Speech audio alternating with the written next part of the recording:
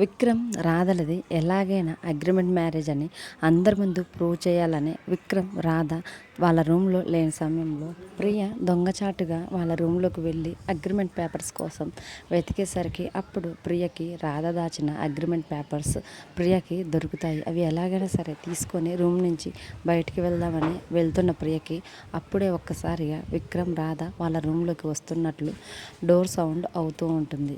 అప్పుడు విక్రమ్ రాధ వాళ్ళ రూమ్లోకి వచ్చే ప్రయత్నం చేస్తూ ఉంటే అప్పుడు విక్రమ్ మాత్రం ఇదేంటి రూమ్ డోర్ ఎంత తీసినా కానీ రావటం లేదు అని రాధని అడుగుతూ ఉంటే అప్పుడు రాధ మాత్రం ఎలా వస్తుంది, నేను డోర్కి లాక్ వేశాను కదా అని రాధ విక్రమ్ తోటి అంటూ ఉంటుంది.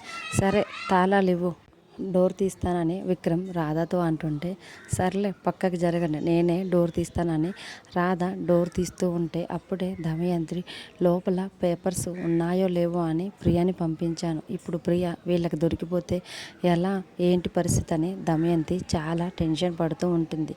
రూమ్ లోపల ఉన్న ప్రియ కూడా చాలా టెన్షన్ పడుతూ ఉంటుంది.